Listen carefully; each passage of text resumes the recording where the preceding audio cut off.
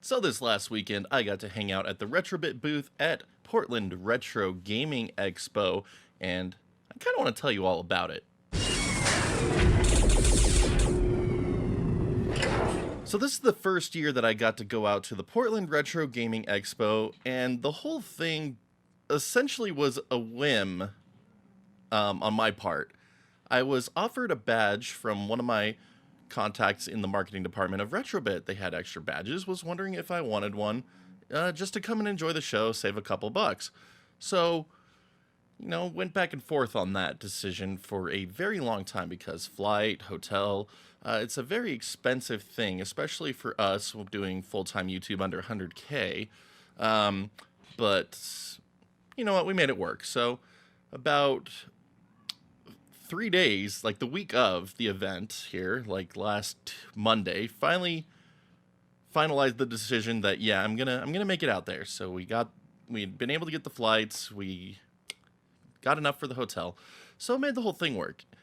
And so fly out to Portland and find out that Wednesday, just before flying out, that my bro Bronson, who runs the Retro Game Vault in American Fork, Utah, go check it out, is on the exact same flight and staying in the exact same place as me with his wonderful wife, Hallie. So, that made me really excited. I hate traveling alone, but, I was able to get a little battle buddy going on there, so very happy, very awesome part of the trip.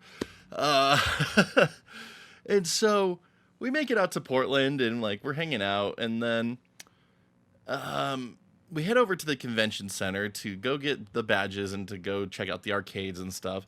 And, I made the decision that I was going to go and offer my services to the Retrobit booth. They're hooking me up with a badge, and, I like to return favor for favor like that. So if you're going to hook me up with something, I'm really happy to help out. So they didn't actually ask me to work their booth. I made that decision myself. I wanted to go work their booth, and I wouldn't let them take no for an answer, honestly. I just kind of leached my way in there and said, no, I'm gonna help with the booth. They kept telling me to go check out the floor, go check out the panels. I was like, nah, I want to be here. I want to promote this stuff. I know this stuff. I know a lot about it, and I really want to help share it with everybody who came by the booth. So, things did not go quite as planned on Friday night. We were hoping to get everything set up on Friday night. It didn't go as planned, unfortunately. So we had to actually end up setting up Saturday morning around 6 a.m. And my goodness, I wore the wrong shirt for that occasion. So for anyone that was at Portland or anyone that's ever been to PRGE, that convention center has absolutely zero airflow when you're inside the exhibit halls. And so, I'm a bigger guy, I admit this, but I've always run hot, even when I was, in shape and skinny. And so, as soon as we walk into that convention center, I'm already, getting really sweaty, and it's really gross. But I decided to wear the white shirt, with nice little stripes, and it was just the worst decision I ever could have made. Oh, it was so bad. But we got the booth set up, look a little worse for it, up since 6 and all that, but we got the booth set up, and, the show begins, and so the early pass holders come in, are checking things out, and then the main floor opens an hour later, and, it was a blast. It was such a blast. I forgot how much I love that kind of a setting where I just get to promote something that I am knowledgeable about and really enjoy. So, that's why I liked my job when I worked at GameStop. I was really good at it. And so I got to put those skills that I haven't gotten to use in a while to use. And it really made me happy. And so I really enjoyed it.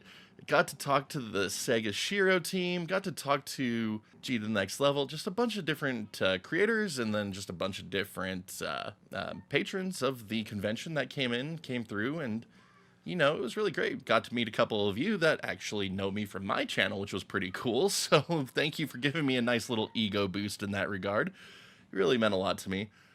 But yeah, what a crazy event, though. That Saturday, it is so packed. So packed. And I just was blown away by how big it was. It was crazy. And so I had the benefit of having that exhibitor badge, so I was able to see a lot of the stuff on Friday night when there was no crowds and all that, so that was really cool. Got to go through and watch people set up and show off what they were bringing in, and Like, that was super cool. It also made me wish that I had brought something to either sell or trade, because my goodness, there were so many good things there. Holy crap. Yeah, so like the show floor ran from, I believe, 9 a.m. until 5:30 on Saturday. And like that was just a blast. Like, just stayed there the whole time talking about everything, and like it was just so much fun. And then on Sunday, I believe the show ran from, again, like 9 to 5, and a lot quieter on Sunday. Like, Sunday was actually really cool. I really enjoyed a lot of the conversations I was able to have with a lot of the people that came by the booth on Sunday, just because it was a lot less hectic. So, really able to talk about the different types of things that were going on there. And so it just was really nice. So didn't really go to any of the panels, because I saw what they were, and while some of them were interesting to me, I didn't really want to go to them this year, so maybe next year. But, like, as a whole, like, I really enjoyed the event. Portland was an interesting city. It's the first time I've ever been to Portland, so happy we got to check out a couple of the local hotspots like Powell's Books. If you ever get a chance to head out to the Portland Retro Gaming Expo or any expo, if you've never been to one, like, the atmosphere, the energy, a lot of the people that you meet are just, like, we all share the same hobby. We all share the same love of this hobby, and it's really cool. It's so much different than the interactions you get online through the YouTube comment section, through Twitter, and all these different places where, you run into the clicks, you run into the gatekeeping. But when you're there at these events, it's like, that isn't as big of a factor, and it's such a nice experience. It's so revitalizing, and I got to admit, I've actually had quite a bit of a post-con crash today, which is why I made this video so freaking late. It's like 5 o'clock already, and I meant to make this at like 10 in the morning, but I was just like so out of it. I was like, I'm just gonna work on modding some Xboxes instead. So like my desk is a mess here with some Xboxes. But here we go. We finally made it.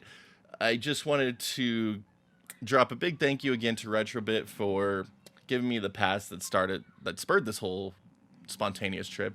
Big thank you to everyone who watches my channel that came and said hi. I really do appreciate all of you for coming and doing that. Like, it was just awesome. And then thank you again to everyone that stopped by the booth that I got to talk to about controllers and gaming and just other random nonsense. It was really fun. I also got to introduce someone to the Lindon light gun, of all things. I mean, just really fun stuff.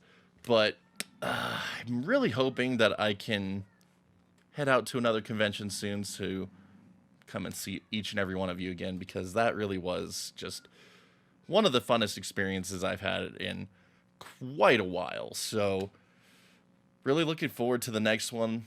And I just wanted to share this quick little summary of what I did at PRGE this weekend. So I hope that you enjoyed it, and it might interest you to go out to a convention someday soon. So anyway, we'll go ahead and call it there. I'm tired. I'm gonna honestly go to bed in like an hour. So we'll catch y'all back next video.